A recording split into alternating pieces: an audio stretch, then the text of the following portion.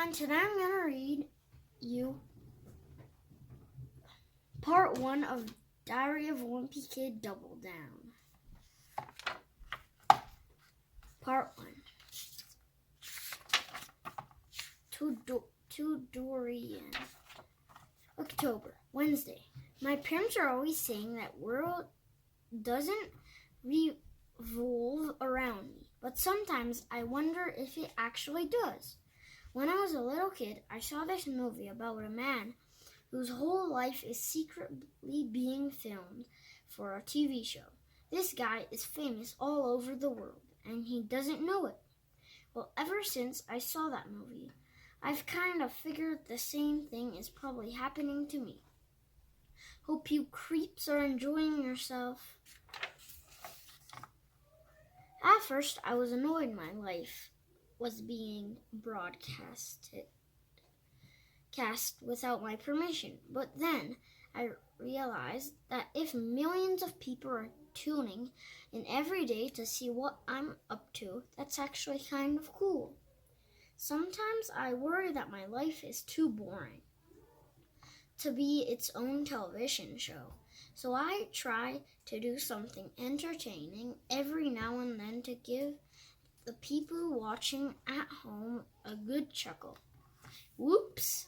Splop. The other thing I do is send my audience little signals to let them know I'm in on the secret. Who ate the last cupcake? It wasn't me. Wink. It's my life's.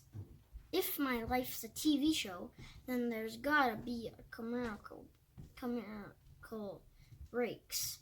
I figured they must run the ads when I'm in the bathroom. So I always make a big entrance after I finish up in there. I'm back. But sometimes I wonder how much of my life is real and how much of it is rigged. Because half the things that happen to me are so ridiculous, I wonder if someone else is pulling the string.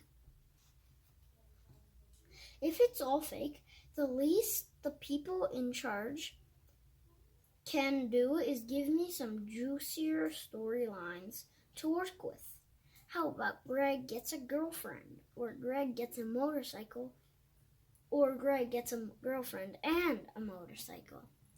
Every once in a while, I wonder if the people in my life are who they seem to be, or if they're really just actors.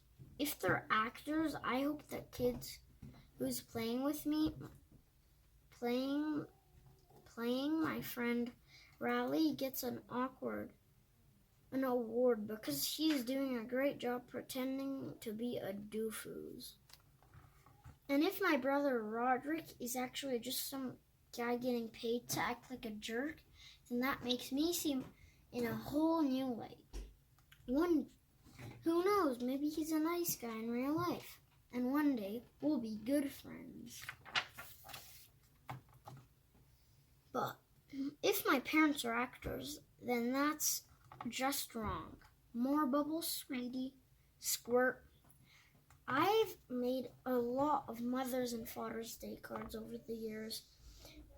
If this is all a shame, then I deserve to get paid for my time and effort. To a great dad, Mommy. I love you, Mommy. And speaking of getting paid, I'll bet my real parents are set for life, thanks to me. Clink, but I'm doing everything I can to make sure I can cash in later. On most TV shows, the main character has a cat phrase.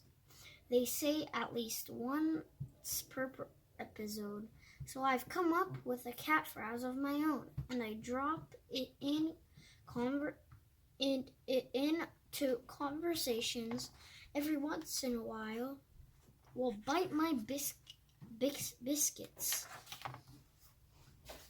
Later on, I'm gonna slap my cat phrase on every piece of merchandise I can think of and wait for the money to start rolling in. Bite my biscuit, bite my biscuit, bite my biscuit, bite my biscuit, bite my biscuit. I'll guarantee this, thought. I'm not gonna end up as one of those washed up celebrities who sells pictures at autograph conventions just to make a cheap buck. Say it. I don't think so. The bite my biscuit guy. Bite my biscuit. The one thing I've learned about television is that sooner or later, every show will get canceled. But in the last season, they usually introduce a new pet or a cute kid to bump up the ratings. So when my little brother Manny was born, I figured they were trying to replace me as the star of the show with a fresh new face. I know exactly what this is. The thing I couldn't figure out was how a newborn baby could be an actor.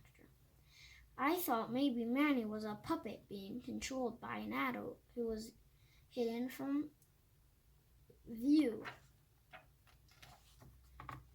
I never found any evidences that this was true, but that didn't stop me from checking every once in a while just to make sure. As Manny got older, it was pretty clear he was getting around on his own. So then I wondered if he was actually a super high-tech wind-up toy or even some kind of a robot. Scoot, scoot. Then I thought maybe everyone around me was a robot and I was the only actual human being in the family. Robots need electricity for power, so that would explain why we have 2 or 3 outlets in every room of the house. It would also explain some of the things my parents say when they think I'm not listening. Maybe we should go away for the weekend and recharge our batteries. If robots use batteries, it explains why we have so many of them in the plastic bin in the laundry room. I'm not exactly sure where the batteries go, but I do have a few guesses. Shudder. Part 1 finished. Bye. See you next time.